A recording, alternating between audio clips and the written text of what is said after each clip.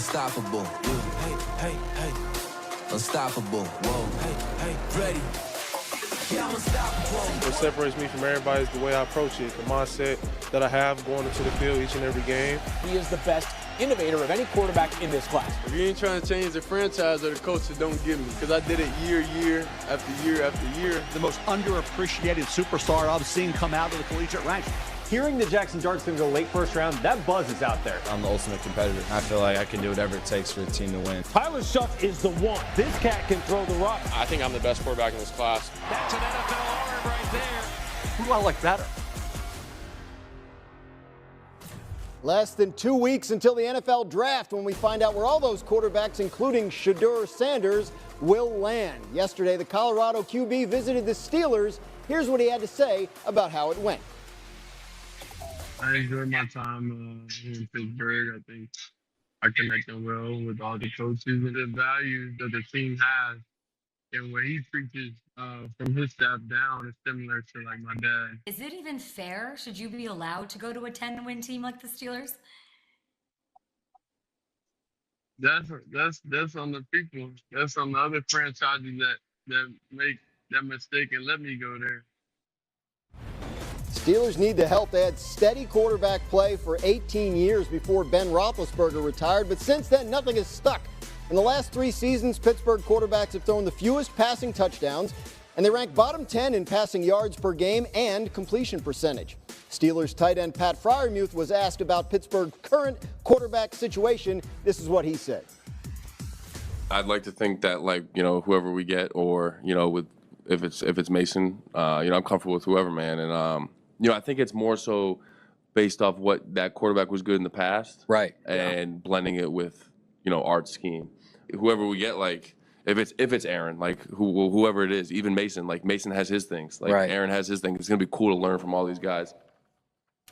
Welcome to NFL Live on this Friday. I'm Dan Graziano, joined by Damian Woody, Mina Kimes, and Mike Tannenbaum to talk about the upcoming draft and what's going to happen with Shedeur Sanders, who was in Pittsburgh yesterday visiting the Steelers. Mina, you heard what Pat Freiermuth said about the offense. What do you think about the fit of Shedeur in Pittsburgh? I think it's a great fit. It'd be a terrific landing spot for him. Obviously, a very good group of pass catchers, especially after training for DK Metcalf. I think he's a good fit for what Arthur Smith wants to do on offense. Put the quarterback under center a fair amount, play action, throwing over the middle of the field, which is a strength of Sanders. The one missing piece, I think, to all of this, and that's important both for Smith's offense and also for a young quarterback like Shedeur, is having a strong run game. Last year, the Steelers' rushing attack was 25th league-wide in EPA per dropback, so that also has to be a priority. By the way, regardless of who's under center, they need to add a back. I think also could look to improve at offensive tackle in the draft. But all of that said, I don't think it would be a mistake to spend their first-round draft pick on Shedeur Sanders. Mina, I agree. I think it's a great scheme fit. And the other thing that Pittsburgh offers for a young quarterback is 3 huge receivers. When you think about George Pickens, DK Metcalf, and Pat Freiermuth, those are massive catch radiuses. And for any young quarterback, that's an added bonus. We see Russell Wilson here fitting the ball into tight spaces, but this offense can look so different with DK Metcalf that we're looking at here. So be it Shedeur Sanders or any other young quarterback, I think Pittsburgh's done a great job of setting up a big infrastructure in terms of 3 big pass catchers. Now, of course, as you mentioned, they got to layer it with another running back, hopefully another offensive lineman. But, boy, this would be an ideal situation for Shedeur. Yeah, and listen, you guys have talked about the fit from personnel and schematics with the Pittsburgh Steelers, and I agree. I also want to jump into the fact that I think it's a great fit from the fact that you're talking about the Pittsburgh Steelers organization. A lot of these guys, especially quarterbacks that's getting drafted high, going into questionable situations from an organizational standpoint. And I think the Pittsburgh Steelers offer an infrastructure that'll be good for a young quarterback like Shedeur Sanders. When you got Mike Tomlin, a Hall of Fame head coach, who will be able to offer that stability within the organization for a young quarterback, the possibility of Aaron Rodgers coming aboard may take pressure off Shedeur Sanders possibly coming in and having to play early. I think that would be beneficial for a young quarterback like Shedeur Sanders. Mike T, you mentioned the DK Metcalf acquisition.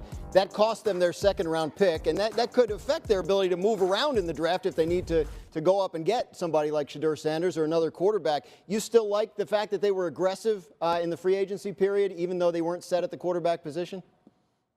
I do. I think to have sustained success in the NFL, you have to honestly and soberly look at your team and say, what do we have to do to get better?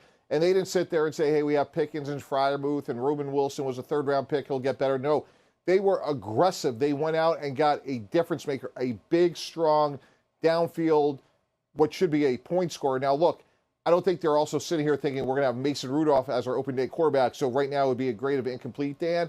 But I give them credit because they went out and got a true difference maker, something they desperately needed. Absolutely. Now they just got to figure out who is going to be throwing him the ball. Staying in the AFC North, there was some news made in Cleveland today. The Browns have signed veteran quarterback Joe Flacco to a one-year, $4 million deal. A couple of years ago, Flacco played for the Browns, won Comeback Player of the Year, and led the team to the playoffs. Browns are excited about Flacco coming back. They tweeted out this picture earlier today. Do we have it? Do we have the picture the Browns tweeted out earlier today? It was Flacco on an airplane. But anyway, Browns are excited about Flacco coming back. You got to take my word for it. There it is. All right, live looking at the airport. Was not live. This picture is actually from 2023, but you can understand why the Browns would like it because that was a good year for them and for Flacco. Mike T, Flacco's 40, didn't play that great last year in Indianapolis. Do you think the Browns are done adding to the quarterback room with this move?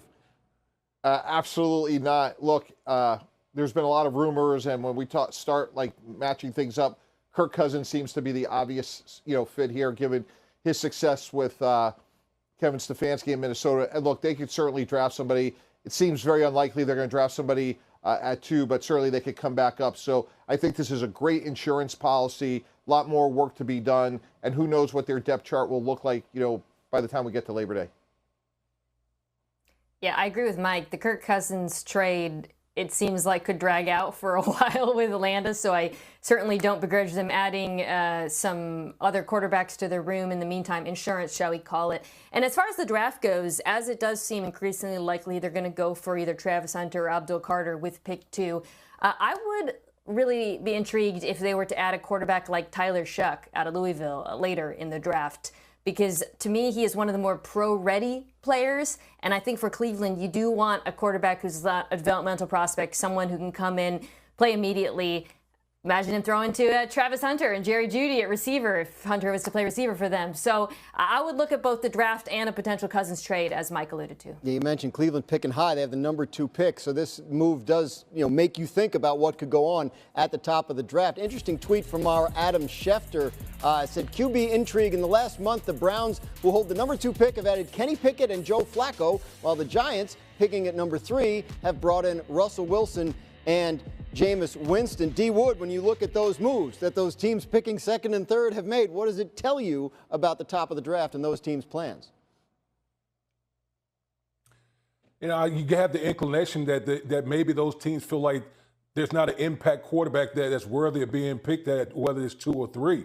And if you look at the New York Giants, for instance, you saw at the end of the year last year, owner John Murray was talking about the sense of urgency for this organization, that they are in quote-unquote win-now mode. I don't know if you draft Shedeur Sanders, you're actually, you put them in the best position to